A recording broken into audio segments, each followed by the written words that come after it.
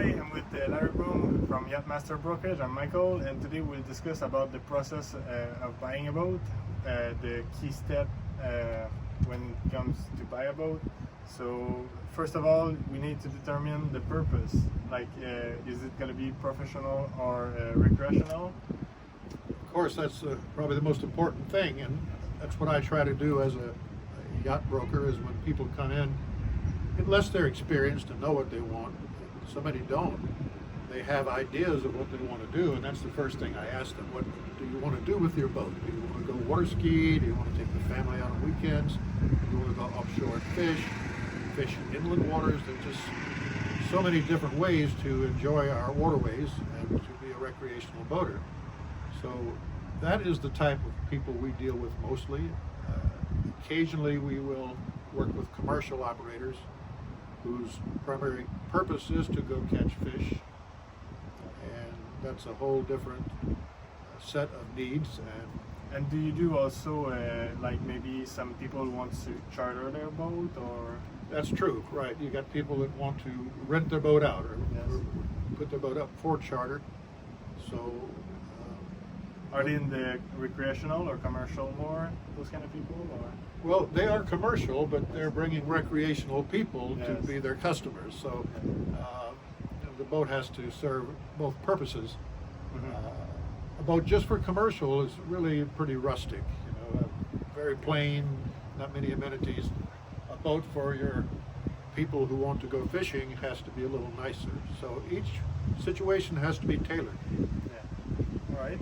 So the next step, I guess, once you know if you're going for the commercial or the recreational, is to know if you buy new or used. Yes, I am a yacht broker, so I specialize in used boats. We're like real estate people, but our property floats. So that's the best analogy I can give. I have sold new boats, and it's a different situation. The people that come to us pretty much recognize the value of a good used boat, where the price is considerably less, and it's pretty much. You get to do more due diligence because there's no warranty and no. In some cases, but in some cases there are boats we sell that are not real old that have a transferable warranty. Yes.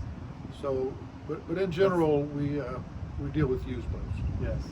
Yeah, that's taken into consideration. And then I guess what's important also is to have the boat, like the make and the model, like the reputation of the boat, because I guess there's some boats that are like car, like less reliable. And yes, and that's sometimes the perception is a little different than the reality. It's like an automobile. You've got people who love Chevrolet and don't like Ford. You've got people who are the other way.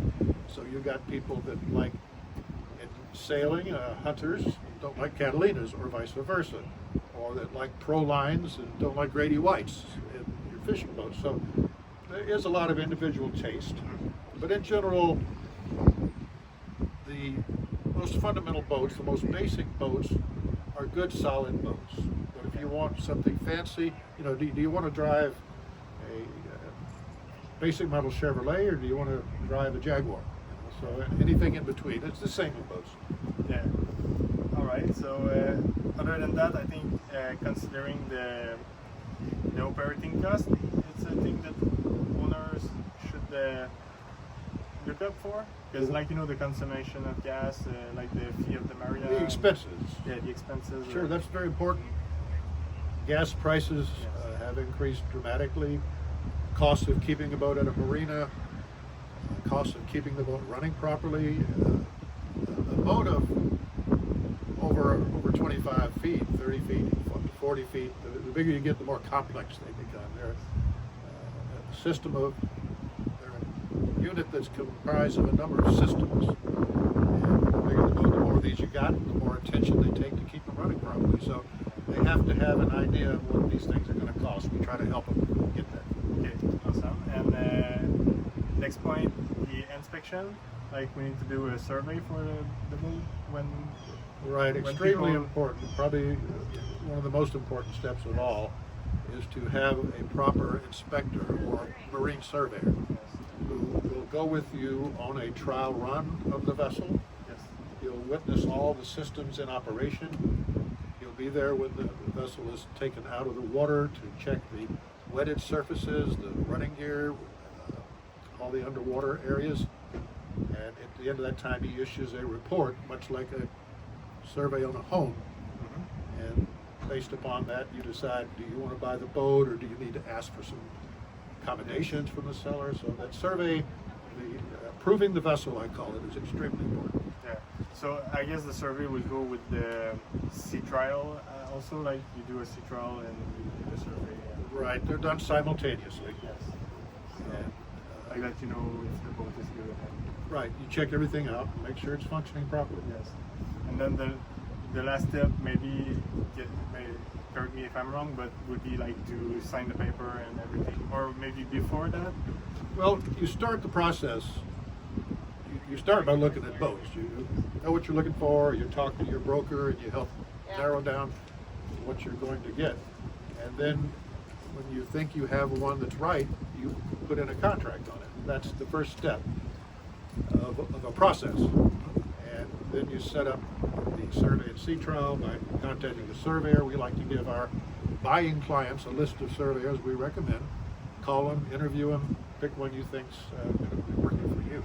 And then at the end of that process, if it checks out pretty well, then you can say, okay, I want to buy that boat, and sign acceptance of vessel. Or I still want to buy the boat, but we found some issues. We need to discuss them and come to a conclusion. So that's the last step in that process. When you're fully satisfied, you sign acceptance of vessel, it becomes your boat.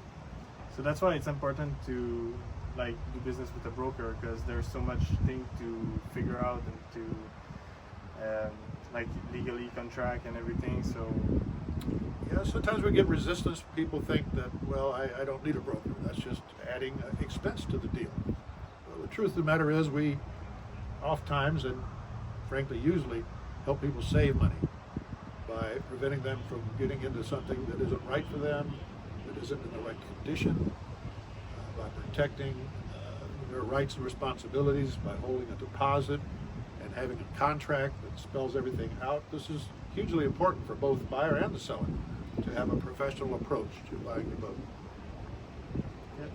So on that, wish you a good day, and don't forget to like, subscribe, and follow, and we'll see you on the next episode.